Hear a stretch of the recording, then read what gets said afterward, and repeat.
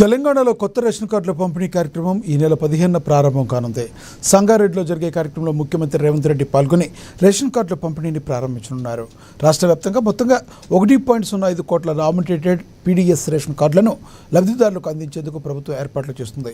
రాష్ట్రంలోని 119 నియోజకవర్గాల్లో ఒకేసారి పంపిణీ కార్యక్రమాలు నిర్వహించనున్నారు.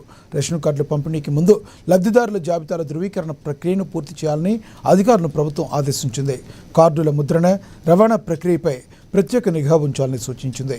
జిల్లా కలెక్టర్లు, ప్రజాప్రతినిధుల సమన్వయంతో కార్యక్రమాలను విజయవంతంగా నిర్వహించేలా ఏర్పాటు చేయాలని ఆదేశాలు జారీ అయ్యాయి. పంపిణీ కార్యక్రమాలు పూర్తయిన అనంతరం సంబంధిత అధికారులు సమగ్ర నివేదికలను సమర్పించాలని ప్రభుత్వం సూచించింది.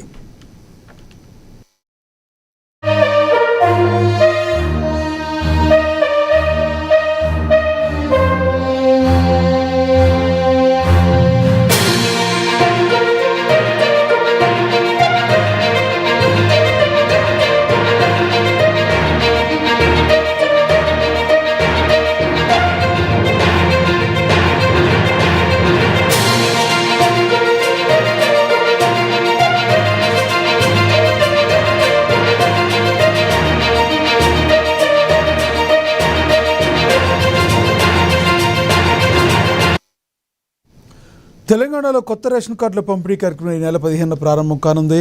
సంగారెడ్డిలో జరిగే కార్యక్రమంలో ముఖ్యమంత్రి రేవంత్ రెడ్డి పాల్గొని రేషన్ కార్డుల పంపిణీని ప్రారంభించనున్నారు.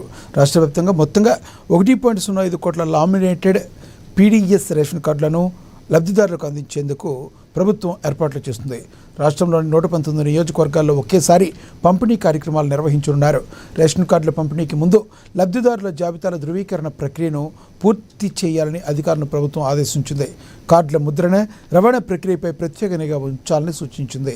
జిల్లా కలెక్టర్లు, ప్రజాప్రతినిధుల సమన్వయంతో కార్యక్రమాలను విజయవంతంగా నిర్వహించేలా ఏర్పాట్లు చేయాలని ఆదేశాలు జారీ అయ్యాయి. పంపిణీ కార్యక్రమాలు పూర్తయిన అనంతరం సంబంధిత అధికారులు సమగ్ర నివేదికలను సమర్పించాలని ప్రభుత్వం సూచించింది.